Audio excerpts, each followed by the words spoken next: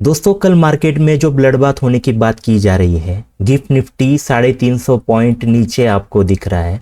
तो इस गिरते मार्केट में ये जो एक काफ़ी अच्छा स्टॉक है अदानी एंटरप्राइजेस, क्या इसकी ये जो बढ़त है ये रुकने वाली है? कल के दिन इसमें आपको बाइंग करनी है या फिर सेलिंग करनी है? किस लेवल पर करनी है? आपके स्टॉप लॉस और टारगेट क्या होंगे? इस पर आज का पूरा डिस्कशन होगा।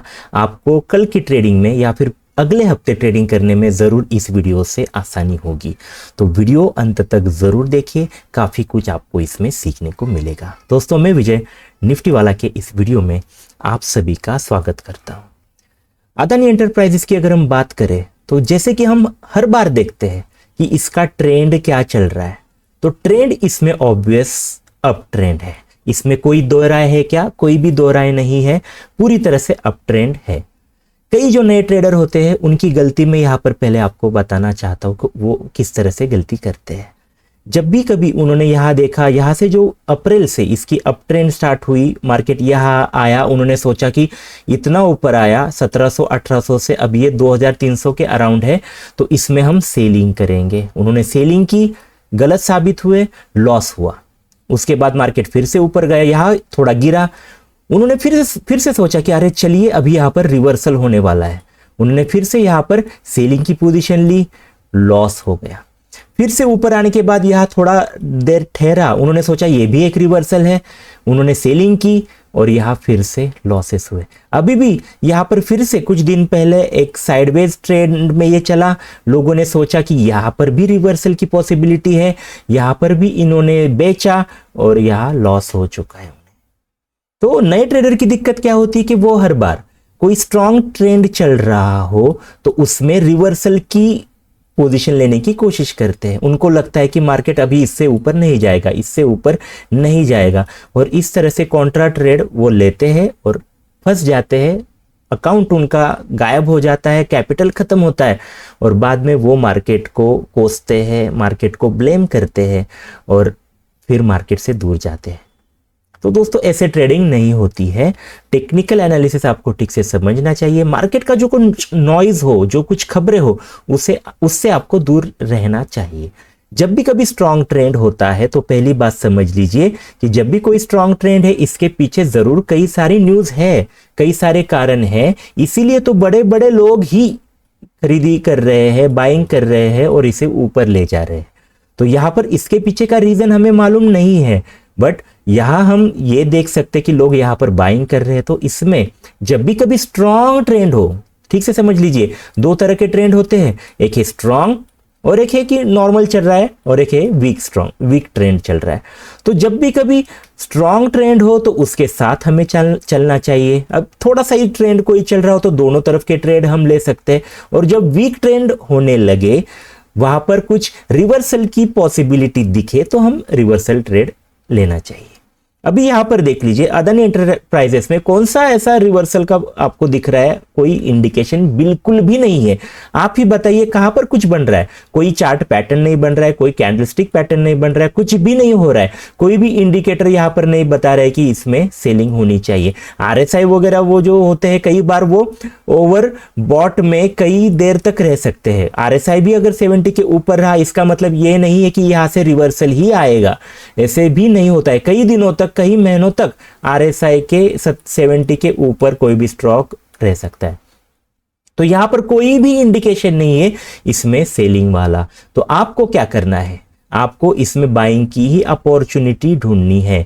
देख लीजिए दोस्तों, एक इंपॉर्टेंट बात मैं यहां पर करूंगा। जब भी कभी देख लीजिए, अगर शुक्रवार को आप यहां बाइंग करते तो आपको मिलता 3050 के अराउंड या फिर 3000 के अराउंड आपको ये बाइंग को मिलता।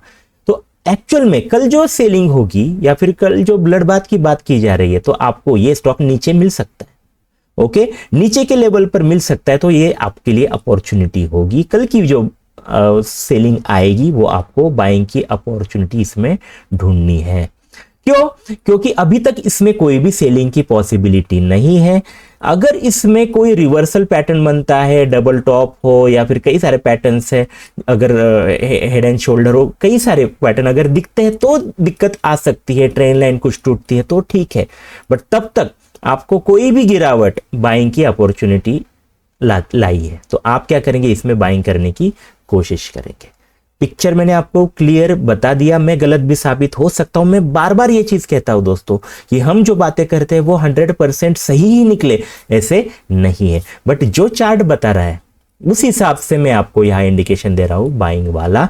यहां से सेलिंग भी आ सकती है, रिवर्सल आए तो यहां अगर समझो कि आपने कहीं यहां पर बाय किया, उसके बाद परसों भी ये स्टॉक नीचे गया, तो आपको लॉस हो सकता है। आप क्या करेंगे, जो एक डिसिप्लिन ट्रेडर होगा वो अपना लॉस है वो बुक करेगा। मार्केट के साथ कोई भी झगड़ा हम नहीं करेंगे, हम मार्केट से निकल जाएंगे। और उल्टा अगर हमें कोई इंडिकेशन मिले कि रिवर्सल हो रहा है तो रिवर्सल के ट्रेड के लिए बैठ सकते हैं।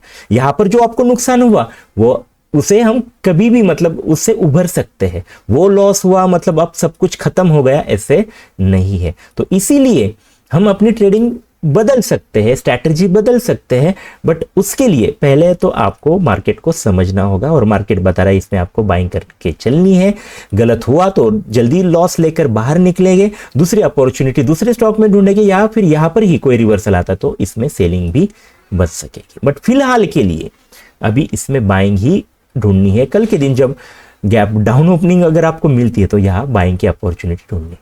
अभी क्वेश्चन यही है कि बाइंग कहाँ करनी है, कहाँ पर आपको मौका मिलेगा बाइंग का। तो चलिए जानते हैं कहाँ पर आप बाइंग करेंगे, कहाँ आपका स्टॉप लॉस होगा, आपके टारगेट भी क्या होंगे। तो चलिए देखते हैं। कुछ इंपॉर्टेंट इंडिकेटर्स और कुछ इंपॉर्टेंट लेवल्स आपके सामने यहाँ पर आ चुकी है। अदानी एंटरप्राइजेस की ये जो लेवल्स आपको दिख रही है दोस्तों, ये जो आपको ब्लैक कलर की जो लाइंस दिख रही है, ये हायर टाइम फ्रेम वाले इंपॉर्टेंट सपोर्ट एंड रेजिस्टेंस है।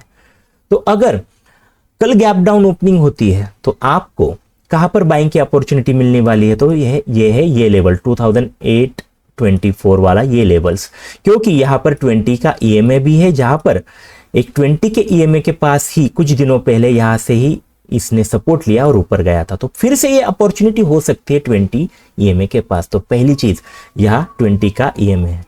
दूसरी चीज इंपॉर्टेंट एक सपोर्ट है, जो पहले रेजिस्टेंस था वो सपोर्ट बनेगा। ये रेजिस्टेंस टूटने के बाद यहां फिर से आपको बाइंग की अपॉर्चुनिटी मिल सकती है। तो ये दो चीजें कह रही है कि यहां आप बाय कर सकते हैं। कल आपको ये 2824 के अराउंड दिखे, आप इसमें बाइंग करने का सोचे। आपका स्टॉप लॉस जो होगा वो इसके ही नीचे आप रखेंगे। कोई भी ज्यादा बड़ा लंबा वाला आप स्टॉप लॉस यहां पर नहीं रखेंगे। आपकी जो एंट्री होगी उसके थोड़ा सा नीचे आप स्टॉप लॉस लगाएंगे। स्टॉप लॉस हिट होता है, एग्जिट करेंगे। बाइंग की अपॉर्चुनिटी मैंने आपको बता दी कहां पर आपका बाय करना है। और अगर आप ऑलरेडी इसमें इन्वेस्टेड है, जैसे कि आपकी पोजीशन है 3000 के अराउंड, तो आप कब बाहर निकलेंगे, तो उसके लिए थोड़ा सा समझ लीजिए। फिर से आपके लिए स्टॉप लॉस यही है 2824। तो इसके नीचे आता हुआ दिखे तो आप इसमें एग्जिट करेंगे। तो आपका स्टॉप लॉस भी मैंने यहां पर क्लियरली बता दिया, जिन्होंने इन्वेस्टेड किया है उनके लिए। अभी इंपॉर्टेंट चीज, जब आप यहां पर बाइंग करेंगे तो आपका टारगेट क्या होना चाहिए। आपका जो टारगेट होगा वो 3180 क्या है, 3180 आपको टारगेट रखना है। इससे भी ऊपर के टारगेट आएंगे, दिखेंगे, वो बात के वीडियो में हम डिस्कस करेंगे। बट फिर भी पहले जो शॉर्ट टर्म का जो आपका टारगेट होगा वो यही होने वाला है 3180।